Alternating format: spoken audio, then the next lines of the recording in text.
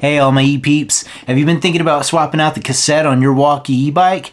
Well, yesterday I finally got around to it, and it was actually a lot simpler than I thought it'd be after I got past a few minor hurdles. I mean, they already come with these really great 12 to 32 8-speed Hyperglide Shimano cassettes, and I already put oversized chain rings on all my bikes. So am I really going to kill an entire morning when I could be fishing just to see if dropping a tooth off 8th gear is really going to make a difference? Well, some of y'all already know I'm a freak, and some of y'all are too, because you've been sending me messages and emails about it. So yeah, it had to happen.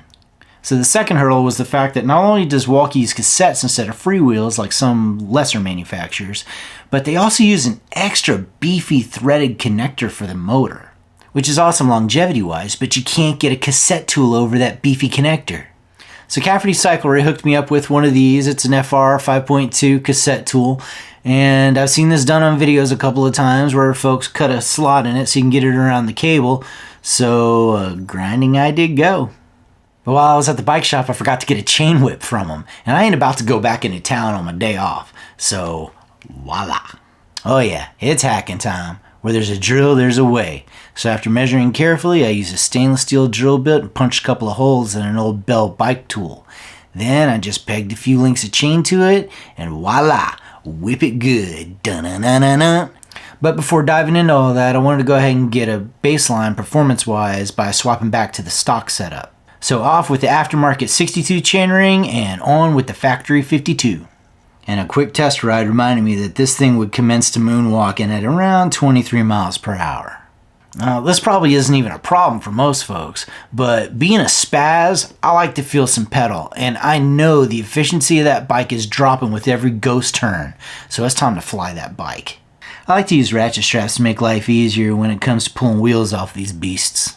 Pulling the brake definitely makes it much easier too. Then just loosen the bolts, ditch the derailleur guard, disconnect the motor and get the chain as out of the way as possible. Oh, and here's a tip. The axle is flat on top and bottom, so give it a little shimmy with a 10 mil to free it up. And remember which side of the axle this keyed washer's on. I like it on the back. Makes it easier to get back on. And the moment of truth. That cassette tool slipped right over the wire and went home. And the chain whip even worked too. And I probably didn't even need it, because it didn't take much to pop her free. Unfortunately, that little boot was in the way, so it had to go. Then it all came off easy as you please. Enter the HG31. I wanted the 11 to 34, but this is what they had, so meh, whatevs, 11 to 32. I just want that 8th gear anyway. The 7 lower gears are all one unit, but this little guy is where the action is. My bikes live in 8th gear all the time anyway. Now it's just a matter of lining them up on that keyed sleeve and it just drops in. You definitely want to be sure to hit those threads with a little bit of grease. Now to make sure I don't strip anything out, I always walk it backwards a little bit to find the threads and then finger tight until it clicks. Then use a tool to send it home.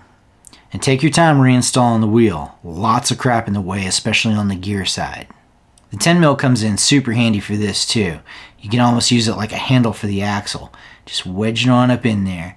It's going to be real tight the first time you take this off because of the paint, but keep working at it, take your time, it'll go on there. Now the axle on this side is hollow and slotted and kind of beveled so the cable can come out, so be careful with those threads. So on this side you can see where I'd marked around the washer where it should land, so hopefully I got it right back where I took it off. Yeah, it's way easier to do this if you take the chain off first, but I was being lazy, so just make sure it's not all buggered up before you torque it all down. As for putting the brakes back on, there's these little spacer washers that go between the caliper and the frame. It takes a little bit of sleight of hand, but I put the bolts in, drop the washer on there, and then line up the caliper, and it should go home no problem. Just make sure you don't forget those. And the mounting points in the frame are slotted, so make sure the caliper is all the way to the rear in those slots. Just a few finishing touches left. Put the chain on, connect the motor, zip tie the cable.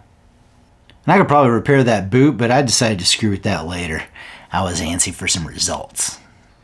And did I get them? Got to almost 29 miles an hour before the motor outpaced my pedaling. So losing one tooth in the back was equivalent to adding 8 on the chainring. And speaking of the 62 chainring, you know I gotta stick that back on there and really kick this pig. And here we go. Yeah, 33 miles per hour. I got to 33 and had resistance the whole time. Ghost busted. Another run the opposite way, same deal, like a boss. I was so stoked. Now what this is going to do for the bike's range, I have no idea. That remains to be seen, so I'll get back to y'all on that. And yeah, this will work on the H6 step-through and the X3 Pro. They all got the same setup. And fair warning, if you do this mod and you run out of juice, pedaling will suck. That's why I wanted the 1134. But even then, you go up in gears like this, pedaling without power is just a no-go.